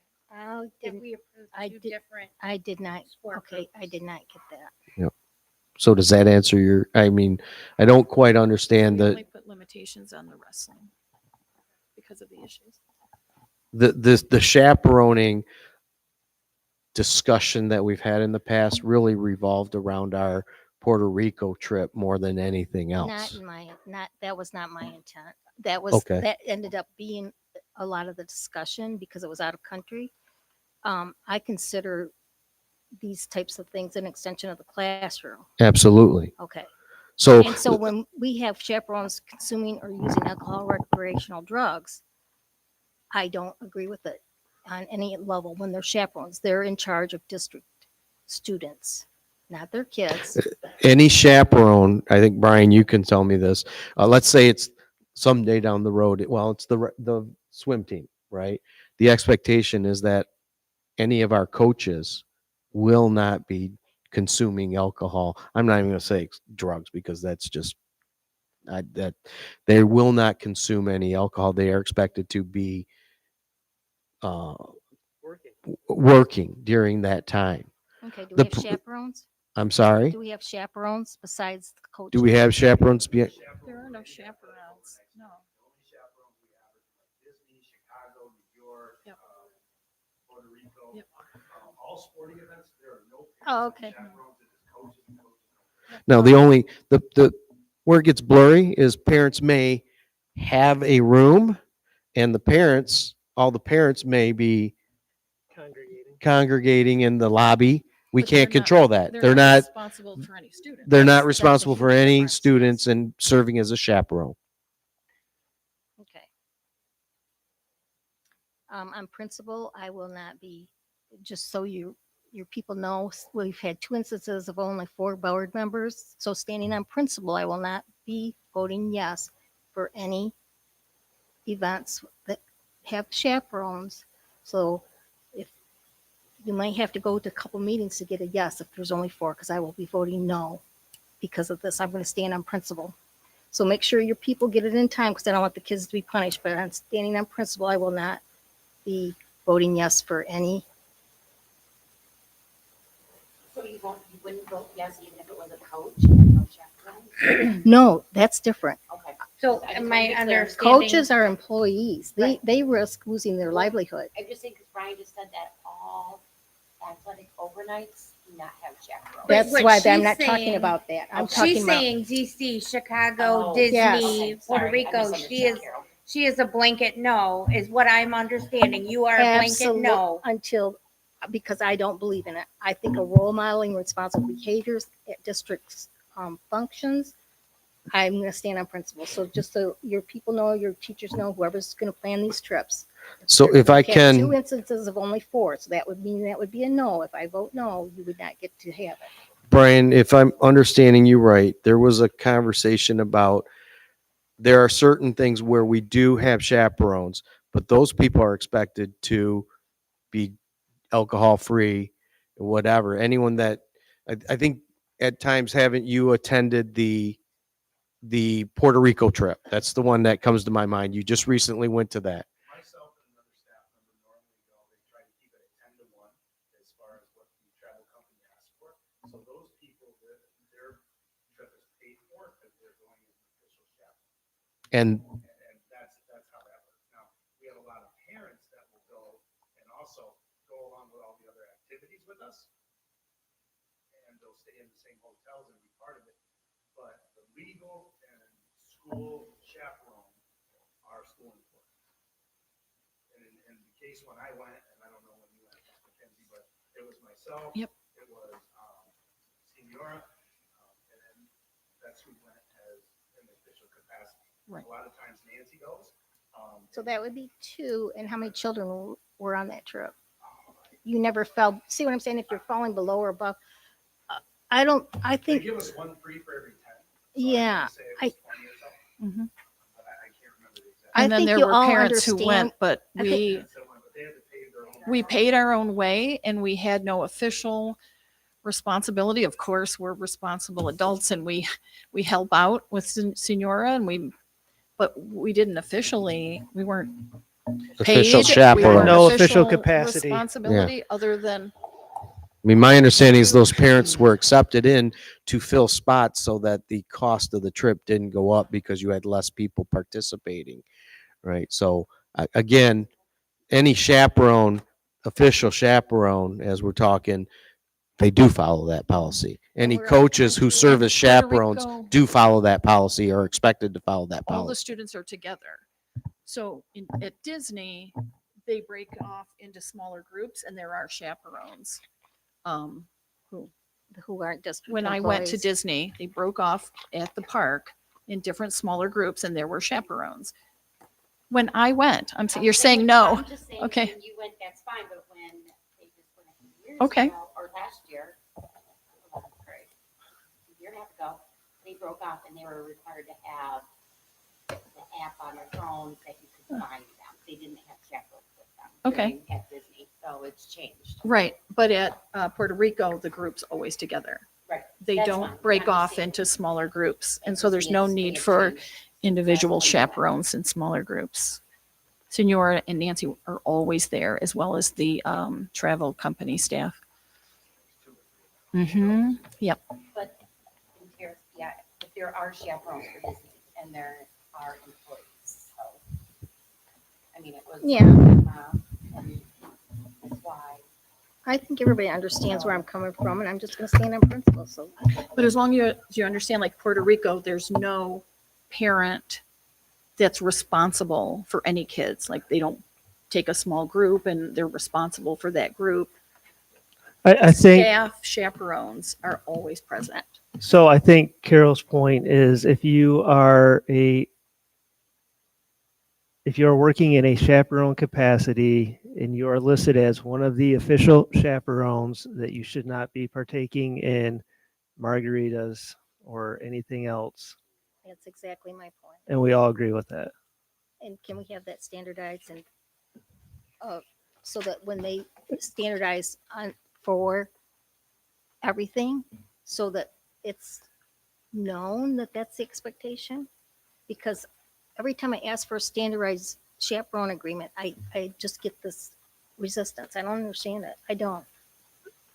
I think the resistance is because it sounds as though our discussions about Puerto Rico, it sounded as though any adult that was down there needed to sign this. Well, half the adults that are down there are not chaperones. So that was a resistance because you wanted everybody encompassed in this. And that's not what it was. That's not my understanding in previous discussions, that there were some people there was extra parents, but there were also parents down there that were chaperoning. That was my understanding. I might have understood it wrong, and maybe from year to year it changes. Maybe we do have some years where we have to have, if we have extra kids. Say we have 25, so we have 2 staff. We need another chaperone because we have 5. You know, we're not 10 to 1 now because we have 25 children. See what I'm saying? That's Right. why I think it's just a standardized form. I don't know. I don't understand it, and so that's where I'm at. I think we can set the expectation and have a list of expectations that an Expectations. official chaperone must follow. If I we think don't that- have that, I think we could create that. That's I easy. think that would be great. I That would think it's all that would Carol has. alleviate my fears and my worries. And I think that things happen, and especially out of country. I think if we asked Natalie Holloway's parents how they would feel today, that could have been tighter. But those tragedies happen. Praise God, it's not happened here. So yeah, if you're an official chaperone, you should have a, set of expectations. So, all right. Thank you. I appreciate it. Any other board comments? I'll just comment on the app. We've had discussions about teachers texting students and vice versa, and there's been things nationally in the news, and we have discussed as a board that, we want to protect our students, protect teachers from false accusations as well, that we need to protect everybody. So I think this app is a good next step into trying to make this happen and make this work. So I appreciate the work that you put into that. And I look forward to getting it implemented, and hopefully it's successful. So, anyone else? All right. To adjourn the December 8th, 2025 meeting, I'll need a motion and a second. Second. Any discussion?